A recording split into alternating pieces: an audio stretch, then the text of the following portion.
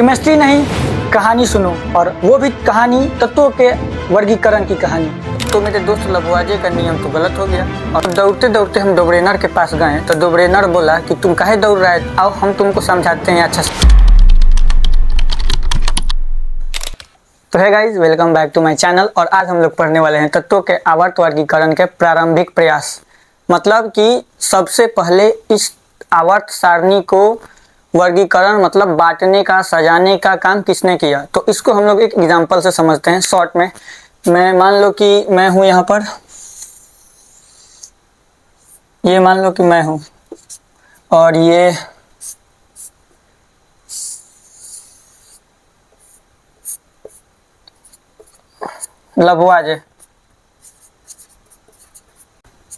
लभुआजे मेरा एक दोस्त है मान लो। मेरे को केमिस्ट्री पढ़ने में मान लो रुचि हुआ, तो मैंने पीरियोडिक टेबल की प्रिपरेशन करने की सोची। तो मैंने देखा कि काफ़ी सारे एलिमेंट है और उसको पढ़ने में तो मेरे को काफ़ी टाइम लग जाएगा।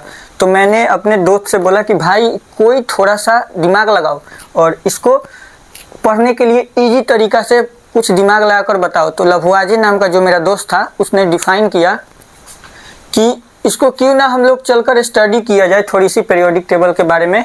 अभी उस टाइम पीरियोडिक टेबल तो बना नहीं था, तो उस सभी तत्वों के बारे में जितनी खोज हो चुके थे उसके बारे में थोड़ा सा पढ़ाई किया जाए। और पढ़कर हमने दिमाग लगाया कि इसको क्यों ना धातु और अधातु के आधार पर बांट दी जाए, क्योंकि उस टाइम बहुत सारे धातु थे और अधातु थे, कुछ और भी तत्व थे। तो लभुआजी जो मेरा दोस्त था उसने सोचा कि क्यों ना इस सारे तत्वों को धातु और अधातु के आधार पर बांट दिया जाए।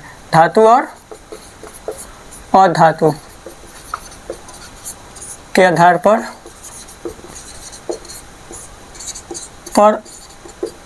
बांटा जाए। सो फाइनली लभुआजी जो मेरा दोस्त था उसने मान लो कि धातु और अधातु के आधार पर उस सारे तत्वों को बांट दिया और उसने बताया कि इस पूरे दुनिया में जितने भी तत्व है उसको दो भाग में बांटते हैं, एक साइड अधातु को रखते हैं और एक साइड धातु को। सिंपल सा समझ लो कि जो स्टूडेंट होते हैं उनको दो भागों में बांट दिया, एक साइड बॉयज और एक साइड गर्ल्स। उसी प्रकार मेरा दोस्त लभुआजी जो था उसने भी एक साइड तत्वों को धातु में बांट दिया और एक साइड अधातु में। सो इसने बांट कर दुनिया को बता दिया कि दुनिया में जितने भी तत्व हैं उसको दो भाग में मैंने बांटा है, एक साइड धातु और एक साइड अधातु।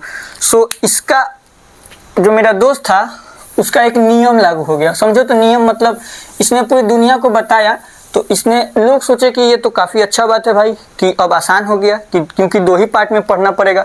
सारे तत्वों के एक साइड धातु पढ़ लो एक साइड अधातु पढ़ लो, तो सभी तत्वों के बारे में हमने पढ़ाई कर लिया। सो इसके बाद खेल शुरू होता है। इसने तो बांट दिया धातु और अधातु के आधार पर। तो लभुआजे जो था मेरा दोस्त उसने एक नियम दे दिया और बोला कि दुनिया में जितने भी तत्व हैं उसको दो भागों में बांट दो, धातु और अधातु के आधार पर। सो इसका नियम, लभुआजे का नियम जो था, लभुआजे का नियम इसने बांट दिया किस चीज के आधार पर, धातु एवं अधातु के आधार पर बांट दिया। ठीक, मेरा दोस्त ने मेरे को तो सॉल्यूशन थोड़ा सा दे दिया कि चलो अब तुम आसानी से पढ़ लो, धातु के बारे में पढ़ लो और धातु के बारे में पढ़ लो। बट मैंने जब इसको पढ़ाई करना, स्टडी करना शुरू किया तो फिर मेरे को पता चला कि कुछ ऐसे तत्व है जो ना धातु है ना अधातु है। तो फिर मेरे को कंफ्यूजन होने लगा कि ये तो इसने बता दिया, मान लो कि धातु चमकीला होता है तो मैंने देख लिया चमकीला है, ठीक है भाई धातु है। बता दिया कि धातु अचमकीला होता है, चमकीला नहीं होता है, तो मैंने देख लिया कि ये चमकीला नहीं है, तो इसको अधातु की ओर रख दिया। बट फिर मैंने देखा कि कुछ ऐसे धातु है जो चमक भी रहे हैं बट उनका गुण अलग है। तो इससे हम पूछें कि भाई तू धातु और अधातु के आधार पर जो बताया है क्या वो सही है? तो बोला कि देखो अब सब चीज सही नहीं हो सकता है, तो इसका जो नियम था उसमें दोष पाया गया। मैंने कहा कि तब तक तुम्हारा नियम गलत है, तो इसके नियम में आ गया दोष, लभुआजे का दोष। देखो पहला दोष इतना इसका ई था कि मैंने उससे बोला कि भाई तो तुम्हारा जो बांटा हुआ है धातु और अधातु के आधार पर तत्वों को, इसमें तो बहुत आसानी से तुम बांट दिया है, इसको सही से स्टडी भी नहीं किया। ठीक, तो मेरे को फिर प्रॉब्लम होने लगा और मैंने दिमाग लगाया कि मेरे को कहाँ कहाँ दिक्कत हो रहा है। तो पहला दोष मेरे को पता चला इसके नियम में कि इसका जो तत्वों का वर्गीकरण बांटा गया था ना, वो इतना सरल था कि हमको अध्ययन करने में भी तकलीफ होती थी। मतलब बहुत सारा दिक्कत होने लगा कि कौन धातु है कौन अधातु है, क्लियरली पता ही नहीं चल पा रहा था, तो मेरे को तकलीफ होने लगा। तो पहला इसका नियम था कि पहला इसका दोष, लघुवाजी के नियम का दोष पहला था कि हमको अध्ययन करने में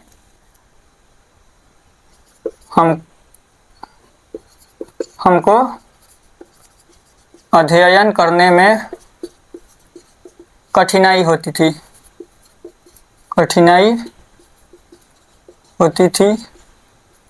दूसरा हमको तकलीफ ही हुआ कि सभी तत्वों के बारे में अध्ययन सही से हम नहीं कर पाए जब वो बना कर दिया। तो दूसरा,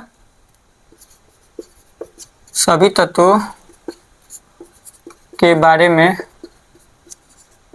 अध्ययन नहीं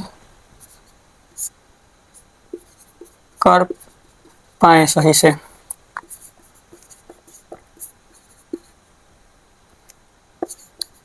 ठीक। और तीसरा इसका एक दोष और लिख लो, जब धातु और धातु को पढ़ाई करना शुरू की ना, तो हम पता ही नहीं कर पा रहे थे कि कौन धातु है कौन अधातु है। मतलब क्लियरली पता नहीं चल पाता था कि तत्वों के बीच भिन्नता क्या है।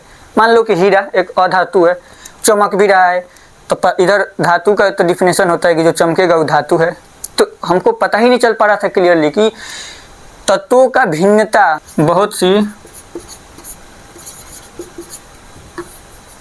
सी धातुओं के बीच भिन्नता नहीं कर पाता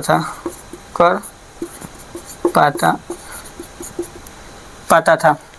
देखो, जो ये मेरा लघुवाजी दोष था, इसका 3 को हम दोष निकाल दिए, मतलब गलती निकाल दिए। पहला कि बहुत सारे धातुओं के बीच भिन्नता नहीं पता चल पाता था। जब हम पढ़ाई करना स्टडी करना शुरू किए तो हमको पता ही नहीं चल पाता था कि कौन तत्व धातु है कौन तत्व अधातु है क्लियरली। फिर एक दिन और पता चला कि सभी तत्वों के बारे में अध्ययन नहीं कर पाएंगे। जब माने कि चलो ये पहला तुम्हारा गलती है, माफ़ करते हैं, दूसरा गलती फिर निकल गया इसके बारे में। जब पढ़ाई करना स्टडी करना स्टार्ट किए तब उसका अध्ययन कर ही नहीं पा रहे थे क्लियरली कि कौन तत्व है कौन क्या है, पता ही नहीं चल पा रहा था क्लियरली। तो इसका नियम जो मेरे को नियम बताया, कहें कि तुम्हारा नियम सही नहीं है, अब हमको किसी और के पास जाना पड़ेगा। तो एक और मेरा दोस्त था, उसका नाम ही नहीं पता था हमको, बट दोस्त था, लोग को इसको इरेज किया जाए। तो वो बताया, उतार लो इसको। तो मेरे दोस्त लघुवाजे का नियम तो गलत हो गया और उसका नियम मेरे को समझ ही नहीं आया। तो फिर मैंने दूसरे दोस्त के पास गया जिसका नाम मेरे को पता नहीं था। तो वो बताया हमको कि संयोजकता के आधार पर तत्वों का वर्गीकरण करो।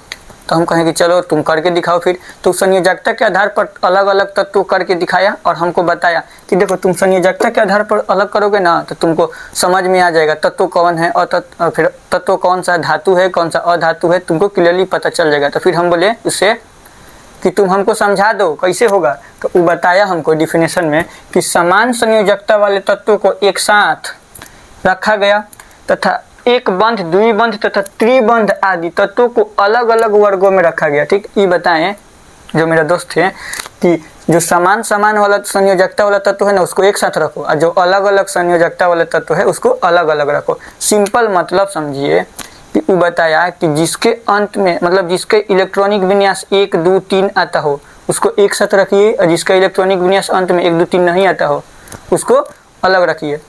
सिंपल शब्द में ये बता दिया हमको कि जिसका समान संयोजकता हो ना सेम उसको एक साथ रख दीजिए और जिसका समान संयोजकता नहीं हो उसको अलग रख दीजिए। तो इनका हमको नियम में समझ में नहीं आया। तो हम बोले कि तुम्हारा नियम में भी गलती है। तो बोला कि क्या गलती है। तो देखो हम पहला इसका नियम में गलती बताएं इनको कि बहुत सी तत्वों का संयोजकता परिवर्तनशील होता है। जैसे कि आप फेरस लोहा को देख लीजिए, कॉपर को देख लीजिए, इनका संयोजकता सेम होता है लेकिन समय के साथ बदल भी जाता है। ठीक, तो इनका परिवर्तनशील है। तो इनका नियम भी यहाँ गलती हो गया। फिर हम बोले कि एक वो आपका गलती नहीं है, एगो और गलती देखिए हम आपको खोज दिए। एक ही संयोजकता वाले तत्वों के गुण भिन्न भिन्न होते हैं। जैसे कि सोडियम और क्लोरीन का संयोजकता सेम होता है लेकिन इनका गुण भिन्न भिन्न है। जैसे कि सोडियम आपको पता है धातु है लेकिन क्लोरीन का है अधातु। तो बोले कि तुम ठीक बोल रहा है कि मेरा भी नियम लग रहा है कि गलती है कि अब तुम हम दोनों को छोड़ो, लभुआजे और मेरे को भी छोड़ो, तुम किसी और के पास जाओ, उससे पता करो कि तुम कैसे अच्छा से पढ़ पाएगा, समझ पाएगा। तो हम दौड़ते दौड़ते हम डोबरेनर के पास गए। तो डोबरेनर बोला कि तुम काहे दौड़ रहा है, आओ हम तुमको समझाते हैं अच्छा से, मेरा नियम पढ़ो। तो बोले बताओ भाई तुम्हारा नियम क्या है। तो बोला कि देखो मेरा नियम एकदम सिंपल है, वो दोनों से तुम और आसान से समझ लेगा। तो हमको शक हुआ कि सिंपल है तो गलत तो हो सकता है। तो बोले कि चलो फिर भी सुन लेते हैं। तो बोला कि ठीक है बताओ, चलो हम सुने। तो बोला कि देखो पहला मेरा नियम में 3 गो मध्यवर्ती 3 गो तत्व त्रियक तत्व उठाना। तो बोले ठीक है, त्रियक तत्व जैसे लिथियम, सोडियम और पोटेशियम। बोले कि त्रियक तत्व उठा लिए। तो बोला कि ठीक है, इसका तुम परमाणु द्रव्यमान लिखो। तो हम बोले ठीक है, लिख दिए परमाणु द्रव्यमान। लिथियम का 7, सोडियम का 23 और पोटेशियम का 39। ठीक, तो हम लिख दिए तीनों त्रियक तत्वों का परमाणु द्रव्यमान, लिथियम का 7, सोडियम का 23 और पोटेशियम का 39। बोले कि चलो इतना कर लिए, आगे बताओ। तो बोला कि देखो पहला तत्व और तीसरा तत्व का परमाणु द्रव्यमान जोड़ो। तो हम बोले चलो जोड़ देते हैं। तो यहाँ जोड़ दिए, पहला तत्व और तीसरा तत्व त्रियक तत्व का परमाणु द्रव्यमान जोड़ो। बोले चलो जोड़ दिए। अब बोला कि उसका औसत निकालो, औसत मतलब 2 से भाग दो। तो बोले चलो जोड़ दिए। तो 46/2 आया, काटे तो 23। तो बोला जो 23 आया ना वो बीच वाला तत्व का परमाणु द्रव्यमान है। तो कहें कि वाह 23 तो सोडियम का होता है। चेक किए तो सोडियम आ गया। तो बोले कि तो बहुत अच्छा नियम है। फिर हम चेक किए आगे। तो आगे चेक किए मग का, जैसे बेरिलियम का, मैग्नीशियम का और कैल्शियम 3 गो तत्व उठाए। तो इसका लिखे तो कितना हुआ 9, मैग्नीशियम 24 और कैल्शियम 40, इसका 8 होता है। ठीक, कैल्शियम 40। तो 40 + 8/2 = 48/2, काटे तो आ गया 24। बोले कि वाह यहाँ भी नियम लागू हो रहा है। हम तो खुश हो गए भाई कि इसका नियम तो खूब बढ़िया है। 2 गो तत्वों को जोड़, 2 से भाग दो, बीच वाला तत्व पता चल जाएगा कि क्या है। तो बोले कि देखो इतना तो तुम अच्छा बता दिया। तो बोला कि तब मेरा नियम तुम पढ़ो। तो कुछ दिन हम इसका नियम पढ़ना चालू कर दिए।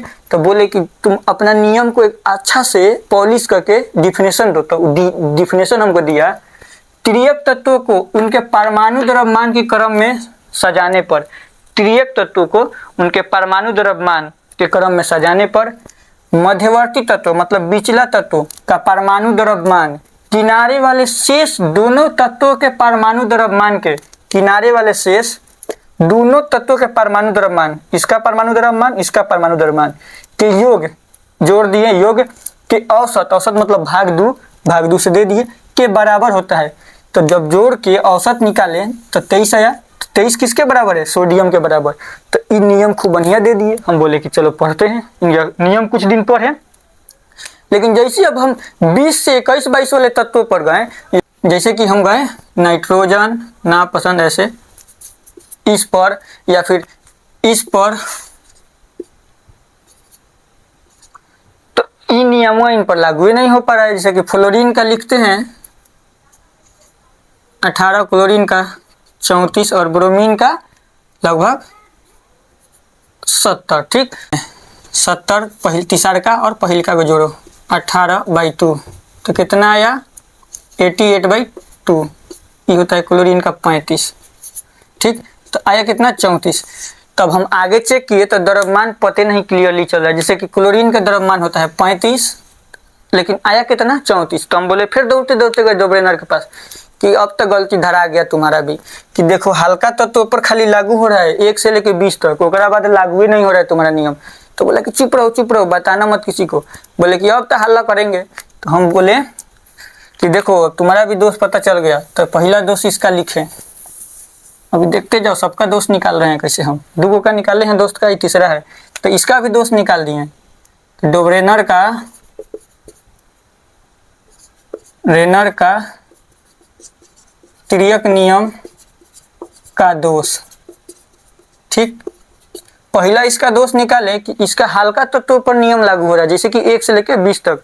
तो लिखो पहला इनका नियम, हम लिख दिए सजाकर, इनका नियम हल्के तत्वों पर लागू होता है, जैसे 1 से 20 तक के तत्वों पर ठीक, 1 से लेकर 20 तक के तत्वों पर नियम लागू होता है। हम मार्केट में हाला कर दिए, अब फिर हम हाला कर दिए तो आगे बढ़ने लगे कि भाई अब एक और नियम, चाहे एक और अच्छा सा नियम खोजना पड़ेगा ना कि हम अच्छा से अपना पीरियोडिक टेबल पढ़ पाए। तो दौड़ते दौड़ते जब जा रहे थे तो हमको एक और मेरा दोस्त न्यूलैंड्स जो था, न्यूलैंड्स मिला। बोला कि कहाँ दौड़ते दौड़ते जा रहा है एकदम। बोले कि अरे भाई हम पूरा परेशान हैं कि अभी तक 3 गो दोस्त से बोले कि पीरियोडिक टेबल ये आवर्त सारणी का वर्गीकरण कर दो, तो मेरे को पहला बताया कि धातु धातु पर बांट दो। तो बोला भाई वो तो बेवकूफ़ है, उसको कुछ नहीं आता है। दूसरा को बोले कि चलो ठीक है, दूसरा जो मिला वो बताया कि संयोजकता के आधार पर बांट दो, तो उसको बांटवा दिए, बट उसका भी नियम गलती हो गया। फिर हम गए डोब्रेनर के पास, तो वो बोला कि मेरा तिर्यक नियम पढ़ो।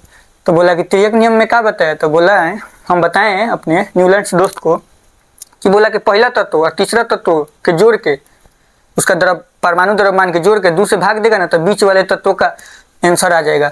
तो बोले कि इसका नियम तो कुछ तत्वों पर देखना भाई लागू हो रहा है। न्यूलैंड्स के पास बोले कि इसका नियम तो 1 से लेकर 20 तक के तत्वों पर लागू हो रहा है, लेकिन आगे फिर नहीं लागू हो रहा है।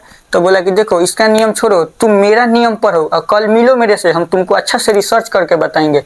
तो मिलते हैं हम लोग अगले वीडियो पर, क्योंकि न्यूलैंड्स मेरा अभी जो दोस्त है वो रिसर्च कर रहा है अपने अष्टक नियम पर। तो जानने के लिए अष्टक नियम नेक्स्ट वीडियो में मेरे को ज्वाइन कीजिएगा। और जो पहला पीरियोडिक टेबल याद करने का तरीका नहीं वीडियो देखा है वो जाकर देख ले, उसमें हम खूब बढ़िया याद करने का ट्रिक बताए हैं, जैसे कि फ्रूटी कलबरियात में नई प्रोसनेश्वरिया से भी ब्यूटीफुल, एकदम इजी तरीका से याद करने के लिए। तो मिलते हैं हम लोग नेक्स्ट वीडियो में इसी के साथ। जो वीडियो नहीं देखा है जाके देख लेगा। सी यू लेटर गाइज।